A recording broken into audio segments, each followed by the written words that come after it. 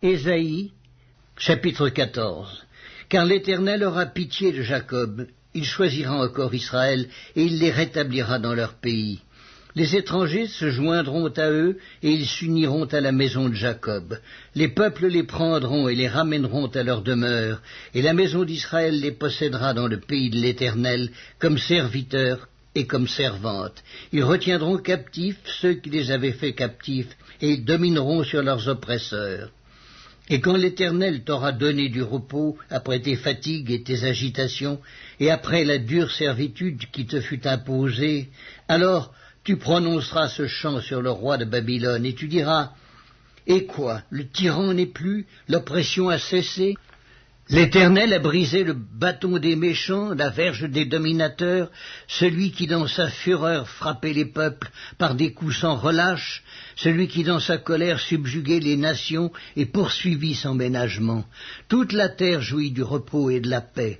On éclate en chants d'allégresse. Les cyprès même, les cèdres du Liban se réjouissent de ta chute. Depuis que tu es tombé, personne ne monte pour nous abattre. Le séjour des morts s'émeut jusque dans ses profondeurs pour t'accueillir à ton arrivée. Il réveille devant toi les ombres, tous les grands de la terre. Il fait lever de leur trône tous les rois des nations. Tous prennent la parole pour te dire, toi aussi, tu es sans force comme nous, tu es devenu semblable à nous. Ta magnificence est descendue dans le séjour des morts avec le son de tes luttes. Sous toi est une couche de verre, et les vers sont ta couverture. Te voilà tombé du ciel, astre brillant, fils de l'aurore. Tu es abattu à terre, toi le vainqueur des nations. Tu disais en ton cœur, je monterai au ciel, j'élèverai mon trône au-dessus des étoiles de Dieu, je m'assiérai sur la montagne de l'assemblée, à l'extrémité du septentrion, je monterai sur le sommet des nues, je serai semblable au Très-Haut. Mais tu as été précipité dans le séjour des morts, dans les profondeurs de la fosse. Ceux qui te voient fixent sur toi leur regard, ils te considèrent attentivement. Est-ce là cet homme qui faisait trembler la terre, qui ébranlait les royaumes, qui réduisait le monde en désert, qui ravageait les villes et ne relâchait point ses prisonniers? Tous les rois des nations, oui, tous, reposent avec honneur, chacun dans son tombeau. Mais toi, tu as été jeté loin de ton sépulcre, comme un rameau qu'on dédaigne, comme une dépouille de gens tués à coups d'épée et précipités sur les pierres d'une fosse, comme un cadavre foulé aux pieds. Tu n'es pas réuni à eux dans le sépulcre, car tu as détruit ton pays, tu as fait périr ton peuple. On ne parlera plus jamais de la race des méchants. Préparez le massacre des fils à cause de l'iniquité de leur père, qu'ils ne se relèvent pas pour conquérir la terre et remplir le monde d'ennemis. Je me lèverai contre eux, dit l'Éternel des armées, j'anéantirai le nom et la trace de Babylone, ses descendants et sa postérité, dit l'Éternel. J'en ferai le gîte du hérisson et un marécage, et je la balayerai avec le balai de la destruction, dit l'Éternel des armées. L'Éternel des armées l'a juré en disant, oui, ce que j'ai décidé arrivera, ce que j'ai résolu s'accomplira. Je briserai l'Assyrien dans mon pays, je le foulerai aux pieds sur mes montagnes, et son joug leur sera ôté, et son fardeau sera ôté de leurs épaules.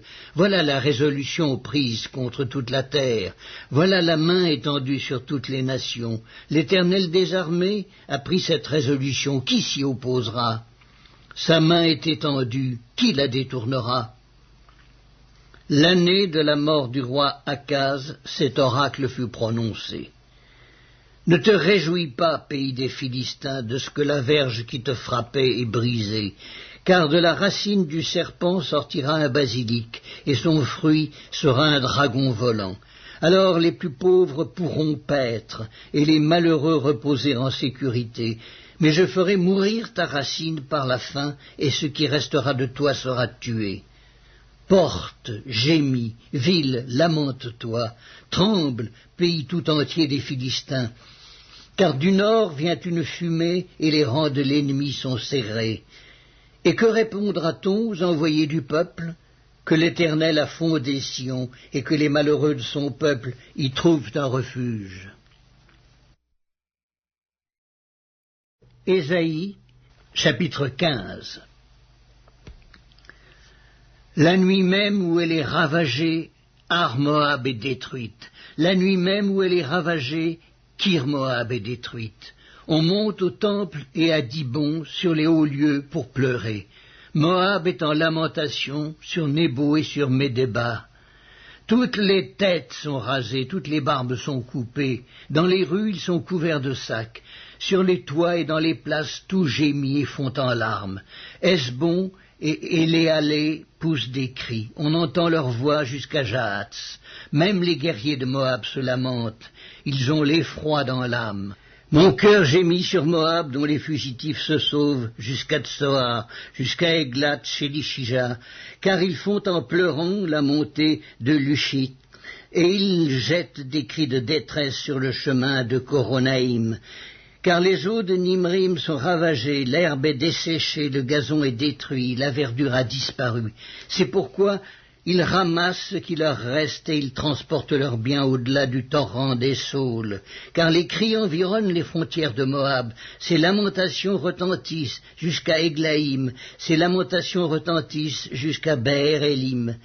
Les eaux de Dimon sont pleines de sang et j'enverrai sur Dimon de nouveaux malheurs, un lion contre les réchappés de Moab, contre le reste du pays.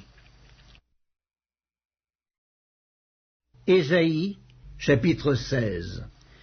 Envoyez les agneaux aux souverains du pays, envoyez-les de Séla par le désert, à la montagne de la fille de Sion.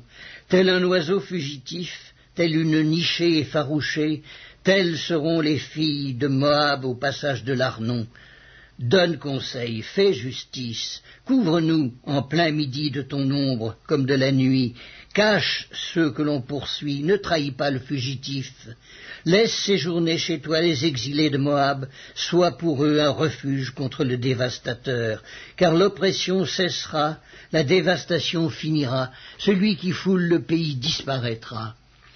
Et le trône s'affermira par la clémence, et l'on y verra siéger fidèlement dans la maison de David un juge ami du droit et zélé pour la justice. Nous entendons l'orgueil du superbe Moab, sa fierté, sa hauteur, son arrogance et ses vains discours. C'est pourquoi Moab gémit sur Moab, tout gémit. Vous soupirez sur les ruines de Kir Hareset, profondément abattues, car les campagnes de Hesbon languissent. Les maîtres des nations ont brisé les ceps de la vigne de Sibma, qui s'étendait jusqu'à Jaézer, qui errait dans le désert. Les rameaux se prolongeaient et allaient au-delà de la mer. Aussi je pleure sur la vigne de Sibma, comme sur Jaézer. Je vous arrose de mes larmes, Hesbon, Éléalé, car sur votre récolte et sur votre moisson est venu fondre un cri de guerre. La joie et l'allégresse ont disparu des campagnes. Dans les vignes, plus de chants, plus de réjouissance. Le vendangeur ne foule plus le vin dans les cuves. J'ai fait cesser les cris de joie. Aussi mes entrailles frémissent sur Moab comme une harpe, et mon cœur sur Kir-Hares. On voit Moab qui se fatigue sur les hauts lieux. Il entre dans son sanctuaire pour prier et il ne peut rien obtenir. Telle est la parole que l'Éternel a prononcée dès longtemps sur Moab. Et maintenant l'Éternel parle et dit, « Dans 3 ans, comme les années d'un mercenaire, la gloire de Moab sera l'objet du mépris, avec toute cette grande multitude. Et ce qui restera sera peu de choses, presque rien. » Ésaïe, chapitre 17. Voici, Damas ne sera plus une ville, elle ne sera qu'un monceau de ruines. Les villes d'Aroër sont abandonnées, elles sont livrées aux troupeaux. Ils s'y couchent et personne ne les effraie. C'en est fait de la forteresse d'Éphraïm et du royaume de Damas et du reste de la Syrie. Il en sera comme de la gloire des enfants d'Israël, dit l'Éternel des armées. En ce jour, la gloire de Jacob sera affaiblie, et la graisse de sa chair s'évanouira. Il en sera comme quand le moissonneur récolte les blés et que son bras coupe les épis, comme quand on ramasse les épis dans la vallée de Réphaïm.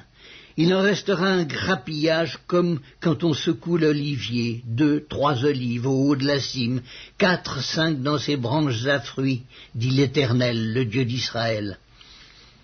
En ce jour, l'homme regardera vers son Créateur et ses yeux se tourneront vers le Saint d'Israël. Il ne regardera plus vers les autels, ouvrage de ses mains, et il ne contemplera plus ce que ses doigts ont fabriqué, les idoles d'Astarté et les statues du soleil. En ce jour, ces villes fortes seront comme des débris dans la forêt et sur la cime des montagnes, abandonnées devant les enfants d'Israël, et ce sera un désert. Car tu as oublié le Dieu de ton salut, tu ne t'es pas souvenu du rocher de ton refuge. Aussi, tu as fait des plantations d'agréments, tu as planté des cèpes étrangers. Lorsque tu les plantas, tu les entouras d'une haie, et bientôt tu les fis venir en fleurs. Mais la récolte a fui au moment de la jouissance, et la douleur est sans remède. Oh, quelle rumeur de peuples nombreux! Ils mugissent comme mugit la mer. Quel tumulte de nations! Elles grondent comme grondent les eaux puissantes. Les nations grondent comme grondent les grandes eaux. Ils les menacent et elles fuient au loin. Chassées comme la balle des montagnes au souffle du vent, comme la poussière par un tourbillon. Quand vient le soir, voici, c'est une ruine soudaine. Avant le matin, ils ne sont plus. Voilà le partage de ceux qui nous dépouillent, le sort de ceux qui nous pillent. Ésaïe, chapitre 18. Terre, où retentit le cliquetis des armes, au-delà des fleuves de l'Éthiopie, toi qui envoies sur mer des messagers dans des navires de jonc voguant à la surface des eaux, allez, messager rapide vers la nation forte et vigoureuse, vers ce peuple redoutable depuis qu'il existe, nation puissante et qui écrase tout, et dont le pays est coupé par des fleuves. Vous tous, habitants du monde, habitants de la terre, voyez la bannière qui se dresse sur les montagnes, écoutez la trompette qui sonne. Car ainsi m'a parlé l'Éternel. Je regarde tranquillement de ma demeure, par la chaleur brillante de la lumière et par la vapeur de la rosée, au temps de la chaude moisson. Mais avant la moisson, quand la pousse est achevée, quand la fleur devient un raisin qui mûrit, il coupe les sarments avec des serpes, il enlève, il tranche les cèpes. Ils seront tous abandonnés aux oiseaux de proie des montagnes et aux bêtes de la terre. Les oiseaux de proie passeront l'été sur leurs cadavres, et les bêtes de la terre y passeront l'hiver. En ce temps-là, des offrandes seront apportées à l'Éternel des armées par le peuple fort et vigoureux, par le peuple redoutable depuis qu'il existe, nation puissante et qui écrase tout et dont le pays est coupé par des fleuves. Elles seront apportées là où réside le nom de l'Éternel des armées, sur la montagne de Sion.